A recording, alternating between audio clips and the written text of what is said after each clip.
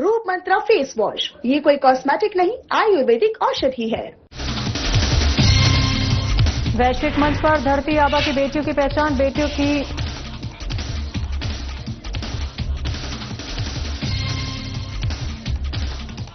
आत्मनिर्भरता से परिचित होगी दुनिया। रांची में लापता बच्चों को लेकर प्रदर्शन, बीजेपी महानगर इकाई ने किया प्रदर्शन, पुलिस प्रशासन के काम पर उठाए सवाल।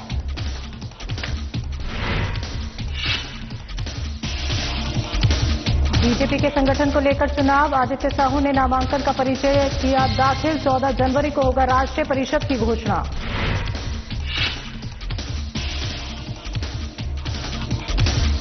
मंत्री शिल्पी नेहा तिर्की ने की महत्वपूर्ण बैठक, ऑस्ट्रेलियाई एग्रीकल्चरल काउंसिलर के साथ बैठक, पशुपालन के क्षेत्र में ऑस्ट्रेलिया की तकनीक पर हुई चर्चा।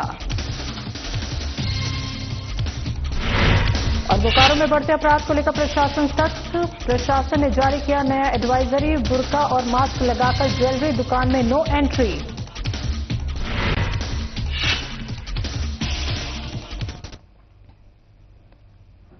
नमस्कार, झारखंड की खबरों में आपका स्वागत है। मैं हूं आपके साथ शैलजा त्यागी। तो आपको बड़ी खबर बता देते हैं, नगर निकाय चुनाव को लेकर स्वीकृति दे दी गई है। तो राज्यपाल संतोष कुमार गंगवार ने राज्य में नगर निकाय चुनाव कराने की ये स्वीकृति दी है। राज्य निर्वाचन आयोग के प्रस्ताव पर राज्यपाल ने अपनी स्वीकृति दे दी। राज्यपाल ने ये स्वीकृति जो दी है, इसको लेकर अब नगर निकाय चुनाव होंगे। तो राज्य में फरवरी माह में ही 48 नगर निकायों में चुनाव हो जाएगा। निकाय चुनाव एक चरण में बैलेट पेपर के माध्यम से होगा। तो राज्य निर्वाचन आयोग इसी माह 27 जनवरी को नगर निकाय चुनाव की जारी कर सकता है अधिसूचना, और इसके तहत 25 से 26 फरवरी को चुनाव कराया जा सकता है और 23 फरवरी तक स्कूलों में होगी इंटरमीडिएट की परीक्षा। तो बड़ी खबर आपको बता रही हैं।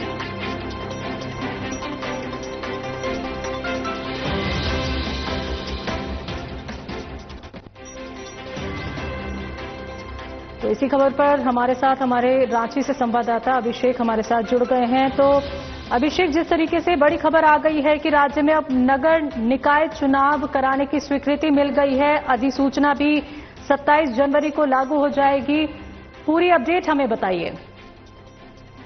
देखिए जिस तरह से अगर बात की जाए तो झारखंड में नगर निकाय चुनाव लंबे अरसे से लेकर जो है मामला कोर्ट में चल रहा था, और आखिरकार जो ने दिया है सरकार को कि आखिरकार जल्द से जल्द नगर निकाय चुनाव कराया जाए।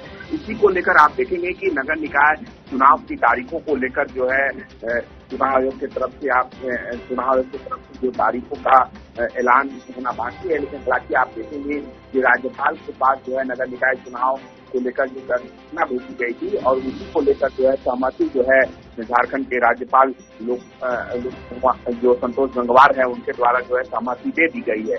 हालांकि उम्मीद जताया जा रहा है कि 27 जनवरी को नगर निकाय चुनाव की अधिसूचना जो है वो जारी हो सकती है संभवतः, लेकिन माना जाए कि जिस तरह से झारखंड में नगर निकाय चुनाव को लेकर जो अटकलें लगाई जा रही थी, जो प्रयास लगाए जा रहे थे कि आखिरकार जो कार्यकाल जो खत्म हुआ था वो अब तक नगर निकाय चुनाव जो है सरकार नहीं कराना चाहती है, लेकिन सरकार की तरफ से सर्वे किया गया था और उसमें तुरंत जो नगर निकाय चुनाव को लेकर जो अटकलें थी उसको लेकर सरकार की तरफ से जो जारी किया गया था, और उसमें कहा गया था कि सरकार जो है पूरी तरह तत्परता के साथ जो है नगर निकाय चुनाव कराने को लेकर तैयार है। संभवतः बताया जा रहा है कि जिस तरह से राज्यपाल के द्वारा जो सहमति दी गई है उसके बाद जो है 25 या 26 फरवरी तक जो है संभवतः जो है चुनाव करा लिया जाएगा, और इसकी मतगणना भी लगभग फरवरी में हो सकती है। और जो तमाम जो राज्य निर्वाचन आयोग की तरफ से तमाम तैयारियां जो लगभग की गई थी, हाल ही में देखेंगे कि 16 जनवरी को अधिकारियों के साथ एक बैठक बुलाई गई है। खमास खत्म होते ही नगर निकाय चुनाव को लेकर राज्य निर्वाचन आयोग की तरफ से जो राज्य निर्वाचन आयोग जो है वो अलका तिवारी है राज्य निर्वाचन आयोग, और उनके द्वारा जो है एक बैठक महत्वपूर्ण बैठक बुलाई गई है, और तमाम जो तैयारियां हैं वो लगभग किस तरह से की जाएगी, बैलेट पेपर से चुनाव होगा, और इसी को लेकर जो है एक महत्वपूर्ण बैठक होगी कि चुनाव जो है वो शांतिपूर्ण ढंग से कैसे बैलेट पेपर से एक साथ इसी दिन जो है वो चुनाव हो, इसी को लेकर जो है तमाम बैठक बुलाई गई है, और इस बैठक में जो है निर्णय लिया जाएगा। और स्कूटी, नामांकन और तमाम जो चीजें हैं वो कब किया जाएगा और डीप इलाके जो है वो जल्द ही अगर जनवरी 28 जनवरी के आसपास संभवतः अगर ठीक है अभिषेक, बहुत बहुत धन्यवाद ये तमाम जानकारी देने के लिए। तो आपको बड़ी खबर बता देते हैं, राज्यपाल संतोष कुमार गंगवार ने राज्य में नगर निकाय चुनाव कराने की स्वीकृति दे दी है। बात करते हैं अगली खबर की। झारखंड की राजधानी रांची के मोरहाबादी मैदान में लोक संस्कृति की रंगीन छटा देखने को मिली। जब टूसू महोत्सव धूमधाम से मनाया गया, ढोल नगाड़ों की गूंज और टूसू गीतों की मिठास में पूरा माहौल सरोवर हो गया। कुरमाली भाषा परिषद की तरफ से आयोजित टूसू महोत्सव में बड़ी संख्या में लोग शामिल हुए। पारंपरिक वेशभूषा में सजे कलाकारों ने टूसू गीतों पर प्रस्तुति दी, जिस पर दर्शक खुद को थिरकने से नहीं रोक पाए।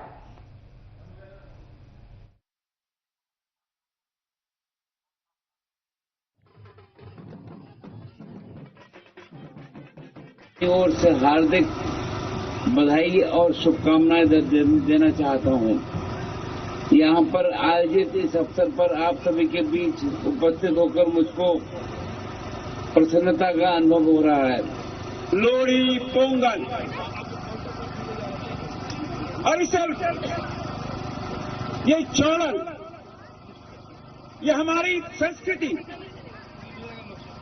और आज इस मौके पर जब राजा राम महतो जी हर वर्ष इस पर्व को मनाते, हम हर साल आते, और आज सौभाग्य है कि हम सब के बीच में हम सब के अभिभावक झारखंड के माननीय राज्यपाल जब यहां आशीर्वाद देने के उपस्थित हैं, निश्चित रूप से हम कह सकते हैं यह पर्व उत्सव का है। तो विश्व आर्थिक सम्मेलन 2026 में पहली बार झारखंड की उपस्थिति कई मायनों में अहम है।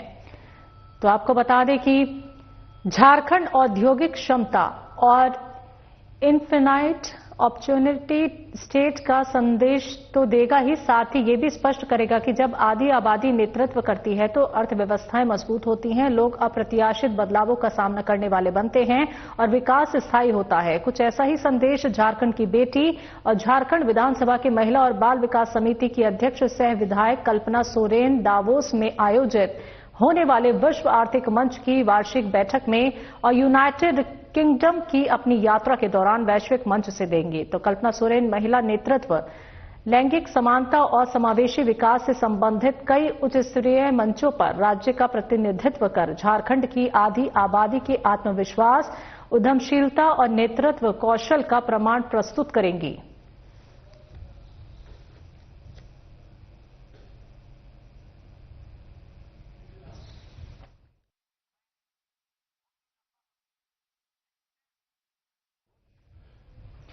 रांची के दुर्वा स्थित मौसीबाड़ी से लापता हुए 2 बच्चे अंश और अंशिका के मामले को लेकर राजनीतिक और प्रशासनिक सक्रियता देखने को मिल रही है।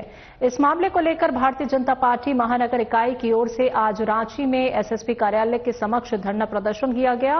मौके पर पार्टी विधायक सीपी सिंह, नवीन जायसवाल, महानगर अध्यक्ष वरुण साहू समेत पार्टी के कई नेता और कार्यकर्ताओं ने लापता हुए दोनों बच्चों के सकुशल वापसी के लिए प्रशासन के समक्ष दबाव बनाया। इस मौके पर पत्रकारों से बातचीत में विधायक सीपी सिंह और नवीन जायसवाल ने कहा कि पिछले 2 जनवरी से लापता हुए दोनों बच्चों को ढूंढने में अब तक प्रशासन विफल साबित हुई है।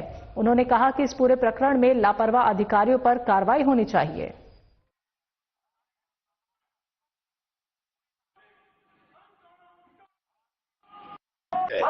5 साल और 7 साल का 2 बच्चा 2 जनवरी से लापता है। लगातार हम लोग कई केंद्रीय मंत्री, कई भाजपा के नेता, सांसद उनके घर गए, पुलिस प्रशासन से बात की, लेकिन आज 10 दिन से ऊपर हो गए, लेकिन अभी तक कोई सुराग पुलिस नहीं खोज पाई। जब छोटा बच्चा को ये नहीं खोज पा रही है तो कहीं न कहीं पुलिस प्रशासन की कार्यशैली पर प्रश्न चिन्ह उठता है। और हम लोग भारतीय जनता पार्टी के प्रदेश कार्यकारी अध्यक्ष आदित्य साहू का प्रदेश अध्यक्ष बनना लगभग तय हो गया है। आदित्य साहू के नाम की औपचारिक घोषणा कल दोपहर 2 बजे होगी। तो प्रदेश अध्यक्ष का चुनाव कराने रांची पहुंचे चुनाव अधिकारी और केंद्रीय मंत्री जुएल ओराम ने आज रांची में आयोजित संवाददाता सम्मेलन को संबोधित करते हुए बताया कि बीजेपी प्रदेश अध्यक्ष चुनाव के लिए नामांकन की प्रक्रिया मंगलवार को हुई। प्रदेश अध्यक्ष के लिए अब तक सिर्फ आदित्य साहू ने नामांकन का परिचय दाखिल किया है। इस तरह से चुनावी प्रक्रिया को देखें तो आदित्य साहू निर्विरोध रूप से बीजेपी के प्रदेश अध्यक्ष बनने वाले हैं। हालांकि औपचारिक घोषणा अभी नहीं हुई है। 14 जनवरी को नए प्रदेश अध्यक्ष के नाम की घोषणा की जाएगी। तो दोपहर 12 बजे से दोपहर 2 बजे तक प्रदेश अध्यक्ष चुनाव और राष्ट्रीय परिषद के लिए नामांकन हुआ। तो इसके बाद दोपहर 3 बजे से शाम 5 बजे तक नामांकन वापस लिए जा सकेंगे। तो 14 जनवरी को दोपहर 2 बजे प्रदेश अध्यक्ष और राष्ट्रीय परिषद सदस्यों की आधिकारिक घोषणा होगी और जरूरत पड़ने पर मतदान की प्रक्रिया होगी।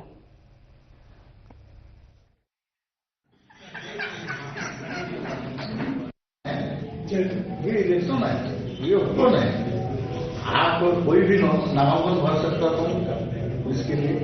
ये तो ओपन है, पहले से क्या कहे।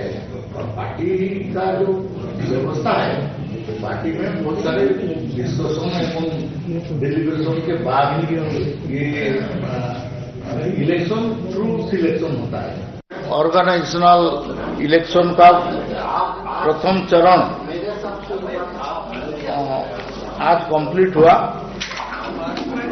राष्ट्रीय परिषद के लिए डॉक्टर दिनेशानंद गोस्वामी, मधु कोड़ा, पशुपतिनाथ सिंह। तो बीजेपी प्रदेश कार्यालय में आज संगठन पर्व के अंतिम चरण में प्रदेश अध्यक्ष और राष्ट्रीय परिषद के सदस्यों के चुनाव के लिए गहमा गहमी रही। केंद्रीय नेतृत्व के निर्देश पर रांची पहुंचे केंद्रीय मंत्री और प्रदेश चुनाव अधिकारी जुएल ओराम 11 बजे पूर्वाह्न नामांकन कार्य को संपन्न कराने के लिए प्रदेश कार्यालय पहुंचे।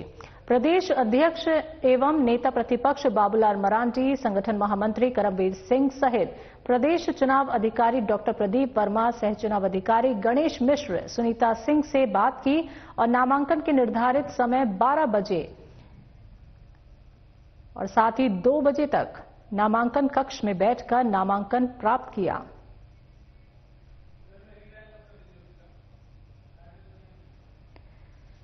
तो आपको बता दें कि बीजेपी प्रदेश अध्यक्ष के लिए नामांकन भरा गया और राष्ट्रीय परिषद के 21 नामांकन यहां पे प्राप्त हुए। तो काफी गहमा गहमी यहां पे रही। बाबूलाल मरांडी सहित 10 नेता बने प्रस्तावक। तो एक खबर रांची से है, जहां बीजेपी प्रदेश कार्यालय में आज संगठन पर्व के अंतिम चरण में प्रदेश अध्यक्ष और राष्ट्रीय परिषद के सदस्यों के चुनाव के लिए गहमा गहमी रही। लापता बच्चों के परिजनों से मिलने के लिए आजसू प्रमुख सुदेश महतो पहुंचे। मामले में उन्होंने कहा कि पूर्व की घटनाओं से सबक लेते हुए अगर पुलिस प्रशासन अलर्ट रहती तो सरकार के नाक के नीचे ये घटना नहीं घटती। पीड़ित परिवारों से अब तक सरकार का कोई प्रतिनिधि का मुलाकात न करना बताता है सरकार की प्राथमिकता में इस परिवार की वेदना है ही नहीं। पुलिस प्रशासन यदि सही दिशा और सही समय पर एफर्ट लगाती तो परिणाम आ जाते।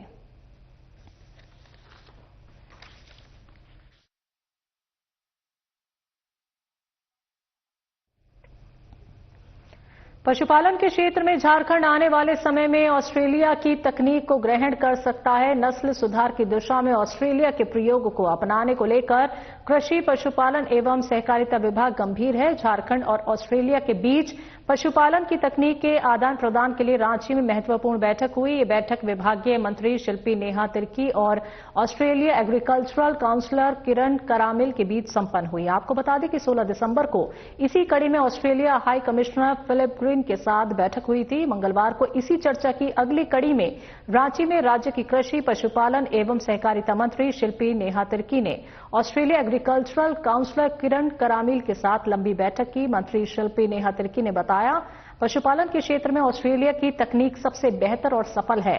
इस तकनीक को झारखंड के द्वारा अपनाए जाने और राज्य के किसानों को इसका लाभ मिलेगा।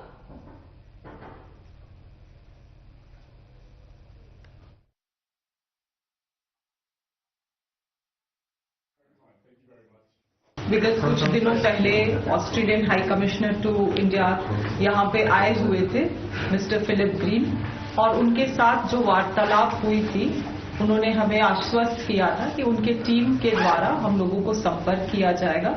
और उसी दरमियान हमारे साथ आज जो एग्रीकल्चर काउंसलर है to the high commissioner mister Karan आज यहाँ पे उपस्थित हुए हैं, और काफी ये रोचक चर्चा रहा, जिसमें हम लोगों ने कई सारे पहलुओं पे चर्चा किया है कि ऑस्ट्रेलिया किस तरह से पशुपालन में इतना पायनियर रही है, इतना उन्होंने अभी तक में टेक्नोलॉजी एनिमल हस्बेंड्री में टेक्नोलॉजिकल एप्लीकेशन को अचीव किया है, और उन्हीं चीजों को क्या हम लोग झारखंड में भी ला सकते हैं, क्योंकि झारखंड में आप लोगों को जानकारी होगा कि हमारे यहाँ पे जो गाय होती हैं उसमें हम लोग दूध का जो कैपेसिटी है उसको कैसे इंक्रीज करें, ब्रीड का है जो एनिमल ब्रीड है उसका हम लोग क्वालिटी को, गुणवत्ता को कैसे इम्प्रूव कर सके, बेहतर कर सके, उन चीजों में चर्चा आज हम लोगों ने यहाँ पे किया है।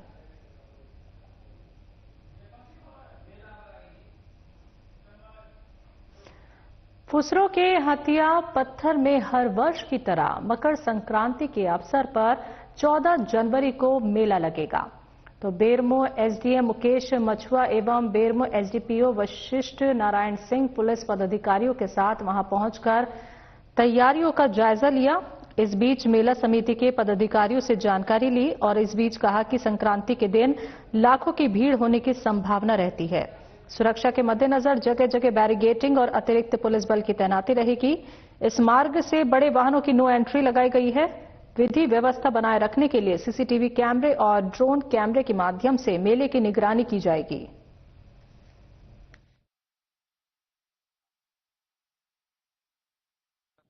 रहता है उस संदर्भ में हम लोगों ने नो एंट्री लगाया है।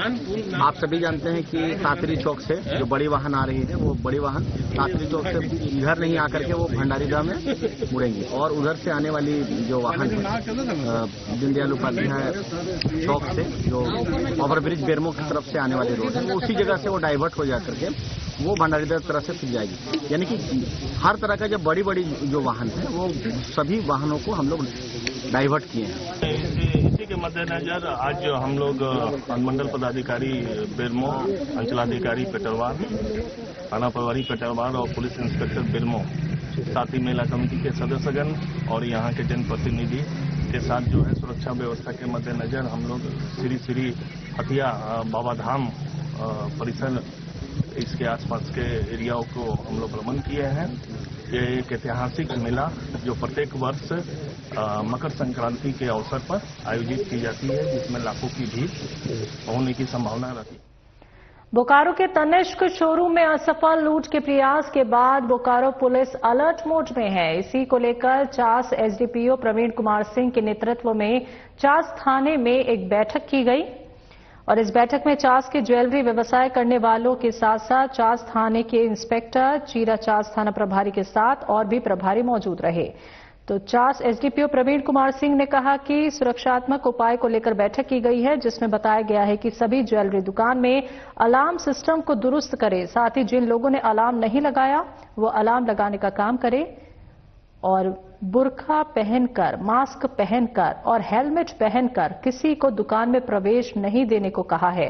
और ये भी कहा कि सभी पेट्रोल पंप पर पुलिस का कॉन्ट्रैक्ट नंबर लिखकर रखा जाए ताकि विकट स्थिति में लोगों को सूचना दी जा सके।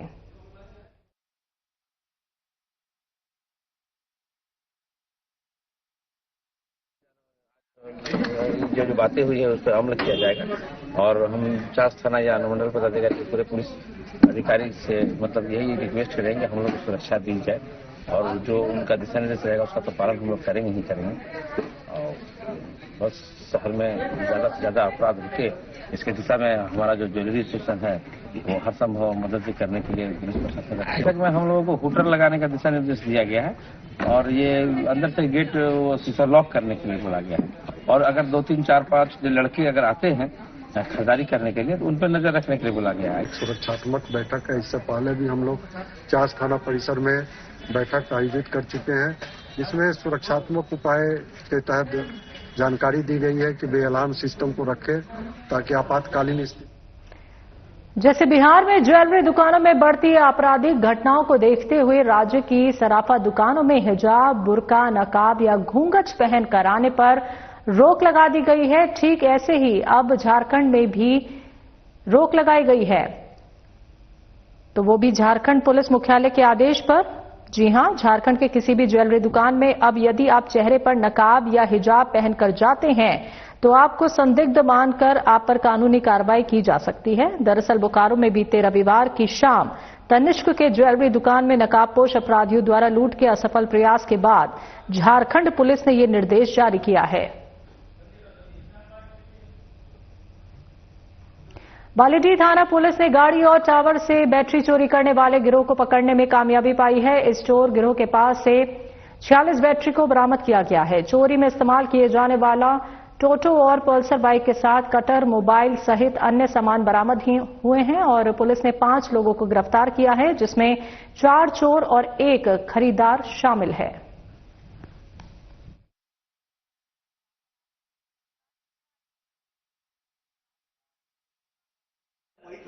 जैसा आप जानते हैं, पिछले कुछ दिनों से कई वाहनों की जो है बैटरी चोरी की घटनाएं काफी ज्यादा घटित हो रही थी, जिसमें कि 4 चक्का 6 चक्का गाड़ियों की, टोटो गाड़ियों से बैटरी लगातार चोरी हो रही थी। ट्रैक्टर की गाड़ियां से जो है ट्रैक्टर से बैटरी चोरी हो रही थी।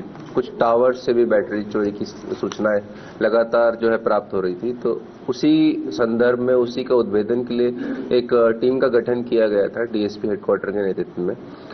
उसी टीम के द्वारा अलग अलग सोर्सेज से जो है इंफॉर्मेशन कलेक्ट करते हुए छापामारी की गई और 5 लोगों की गिरफ्तारी की गई है। ये जो गैंग है, ये जो इसका कटर होता है, बड़ा कटर, जैसे कि आप देख सकते हैं यहाँ पे कटर है, प्लास है, इसका उपयोग करके वायर को काट देता है और उसको जो है निकाल देता है। भोजुडी ओपी क्षेत्र के पोलकेरी गांव में 2 परिवार के बीच खूनी संघर्ष हो गया, जिसमें 1 दर्जन से अधिक लोग घायल हो गए। सभी का इलाज सदर अस्पताल बोकारो में चल रहा है। दोनों तरफ से लोग गंभीर रूप से घायल हैं। घटना पुराने विवाद को लेकर होने की बात कही जा रही है। क्रिकेट मैच के बाद हुए विवाद में पहले कल मारपीट की घटना हुई, उसके बाद पुलिस के समक्ष मामले का सुलह कल हुआ और आज आरोपी पक्ष ने पीड़ित पक्ष पे लाठी, डंडे और हरवे हथियार के साथ हमला कर दिया। वहीं आरोपी पक्ष में पीड़ित पक्ष के ऊपर घर में घुसकर मारपीट करने का आरोप लगाया है।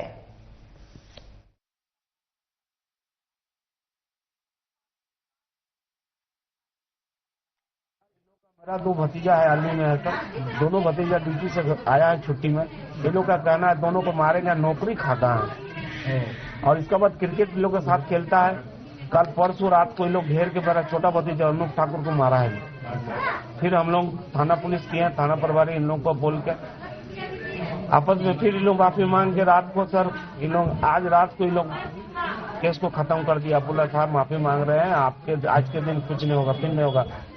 हो रहे सर हम मेरे गांव में एक अमलदास बोल के हैं, उनका पिताजी का आज जयंती दिवस है। वो कम्बल बांधते हैं। मैं पंडाल का बिजनेस भी करता हूँ सर। उसी में मैं बर्तन वर्तन लोड कर रहा था, गाड़ी मेरा सामने अभी भी चाबी में गाड़ी खुला हुआ और अचानक सर ये लोग पीछे से अचानक मेरे ऊपर हमला कर दिया।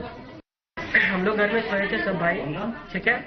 अचानक ये लोग कुल्हाड़ी और गुप्ती, टांगा वगैरह लेकर, ठलाटी उटी वगैरह लेकर मेरा घर घुस गया। आगे से ही प्लानिंग था मारने का। और थाना भी मारा है हम लोग को। थाना का छोटा बाबू एंड एक उनका कांस्टेबल वहाँ पे था, मौजूद था। हमको पहले मारा था वहीं पे, देख लीजिए। उसके बाद क्या हुआ, ऐसे सुबह सुबह ये लोग उठ के पूरा लाठी डंडा से सबको मारने लगा। हम लोग के पास कोई कुछ भी नहीं था, सब लोग हम सोए हुए थे, अंदर घुस के सबको मारा है।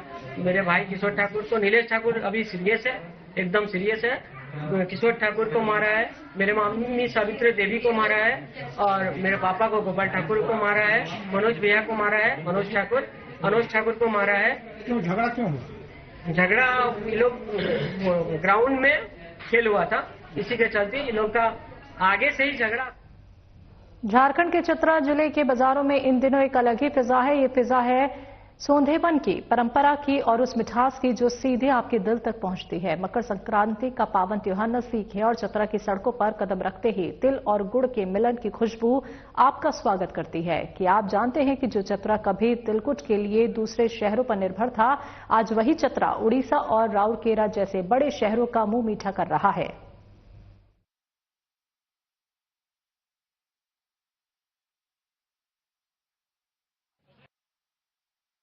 तिलकुट का जोर शोर से तैयारी चल रहा है 14 जनवरी को लेके।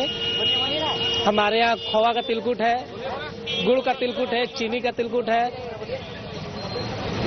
और स्पेशल तिलकुट हमारे यहाँ बहुत प्रसिद्ध है। चतरा में गैर शहर से लोग आ जाते हैं यहाँ पे लेने के लिए। क्या क्या रेट है तिलकुट का? तिलकुट का रेट है 300 रुपये, 400 रुपये, 200 रुपये से स्टार्ट है तिलकुट का रेट। अलग अलग बताइए, तिलकुट गुड़ वाला क्या रेट है, चीनी का क्या? झारखंड की खबरों में अभी के लिए इतना ही। मुझे दीजिए इजाजत। नमस्कार।